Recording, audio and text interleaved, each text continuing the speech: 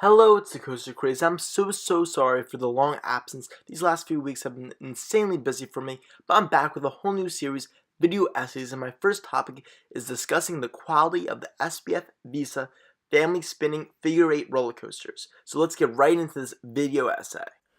So basically in this new series, video essays, I discuss a topic that I think is very relevant and interesting in the coaster industry today, and give my take on it and then open it up for discussion in the comment section down below. I think some topics just aren't really discussed enough and are just kind of glanced over by the coaster enthusiast community as a whole. So that's why I think the first one, talking about these SBF Visa family spinning coasters, particularly the figure-8 ones. I know they also do the 3-loop ones, but those are a lot less common. And I think that would just be a very interesting one to discuss, their quality, because people rarely really go over that. So I'm going to open it up right now and say that I do enjoy these. I've so far ridden two: Whirlwind at Playland's Castaway Cove, which I rode in 2016, and Myrtle Turtle at Pavilion Park, which I rode last year in 2018. And both times I did find them fun.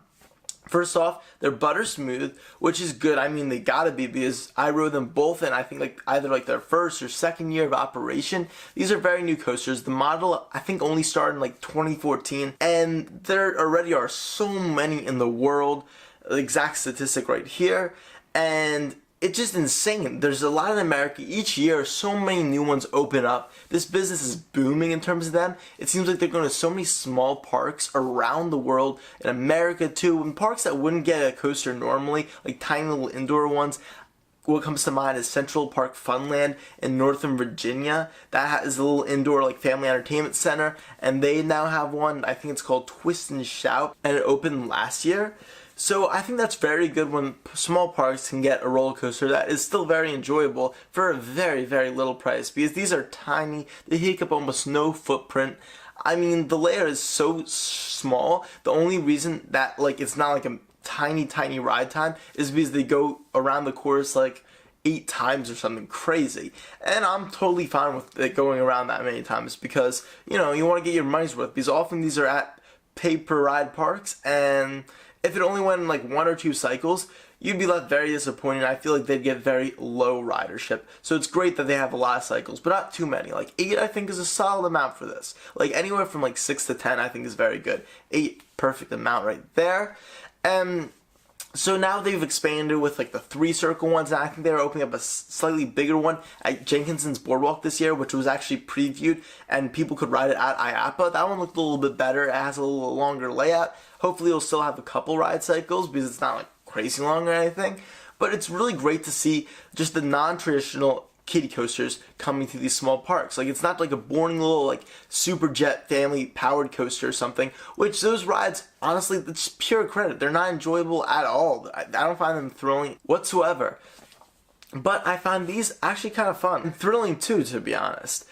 Yes, they're not tall or fast or long or anything like that, but they have a good whip when they're spinning you, and it progressively gets faster and faster. It doesn't break too much as you go through the brake run each time, which is great. It doesn't just do a complete break like a coaster like Great Pumpkin Coaster at Kings Dominion does when doing another ride cycle, but it actually goes through it pretty fast and only actually breaks completely on the end, after that 8th ride cycle about. And I think that's great, so you can keep on gaining speed throughout the ride, and they get pretty fun and whip you around some of these turns. I know it's just a figure-8, but it doesn't feel like it's super repetitive, because the spins are really just up to gravity, the weight distribution and stuff. And so each ride's going to be slightly different, and each little ride cycle during that one ride is going to be different, and that makes it feel like it's not super repetitive and boring, and I think that's great. So I've listed a lot of positives. There's got to be negatives, right? These aren't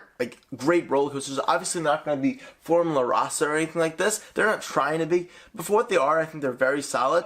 So my problem lies when larger parks get these coasters, which didn't happen at first. Mostly it was just these really tiny parks in Europe and Asia and some in America getting these little roller coasters, which is great, It's awesome for a park like Pavilion Park to get their first roller coaster. It's very small, but it's a great fit for the park.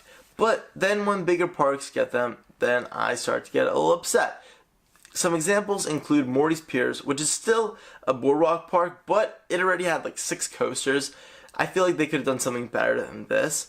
Or even more so, Silverwood Park, which has 2 acclaimed wooden coasters, both by CCI, plus Aftershock, which is a massive Vekoma Giant boomerang.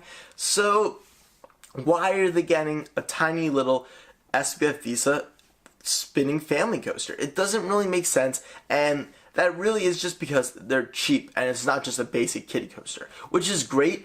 But it's just unfortunate that like these larger parks are going to get them, because I really wish they would just spend the money on something like, I don't know, maybe a Pandemonium like at the Six Flags parks, or even a Spinning Wild Mouse, which are like a lot more enjoyable and thrilling, and those are actually fun rides, like Raging Cajun at Six Flags America. That'll spin you pretty intensely, and I like it a lot. SBF Visa also, I think, has made a couple spinning Wild Mouses, not many. I think there's one at like some random park in New Jersey, but those are great too. Like they should just have more larger ones that go to these larger parks, and it's just unfortunate to see them go there. So overall, to wrap this quick video essay up, I think that these SBF Visa spinning family coasters are very fun for what they are. I don't think that you're going to ride them multiple times. They're really just for the credit, unfortunately, and it's kind of sad to see them almost all have the same basic layout.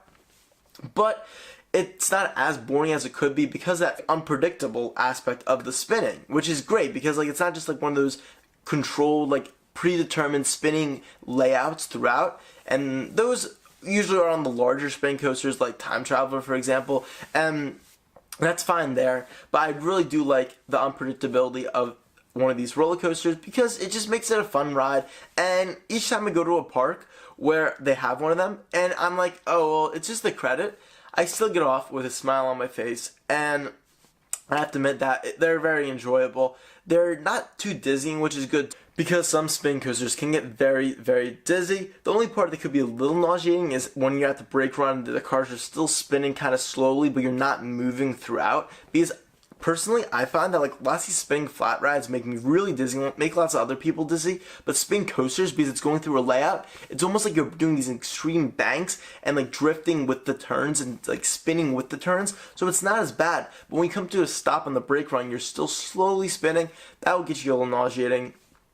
But you come off, they're kind of re-rideable. Like if they're going to a bigger park where it's not pay per ride, I might actually do it a couple times. Maybe not like if it was just my first time going to the park, but if it was like my home park, let's say Silverwood, which I'm pretty sure is pay one price to get into the park, I'd probably do their SBF Visa family coaster a couple times throughout the season because they're solid kiddie coasters. I think they're a big improvement over these past ones that are the very basic little layout, like all those Zamperla ones that come to all the Six Flags and Sierra Fair parks, like Speedy Gonzales, Hot Rod Racer, Roadrunner Railway, Great Chase, etc.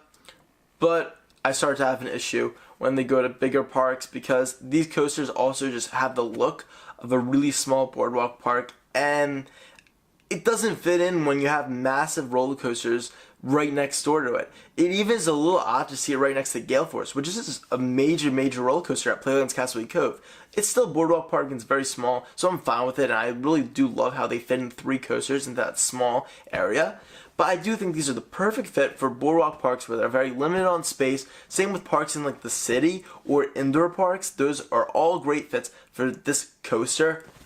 And I think overall, it's done very good for the industry. I'm really excited to see new, larger layouts come out, like the one coming at Jenkinson's Boardwalk, as SBF Visa continues to grow as a company. Until then, it seems like they keep on producing like so many of them per year throughout the world, which is great because they are fun. So overall, I enjoy them. They shouldn't go to bigger parks, but for smaller parks, they are an excellent fit. What's your take? I would love to hear it in the comment section below. So thank you for watching. I'll see you guys later from the Coaster Craze. Bye.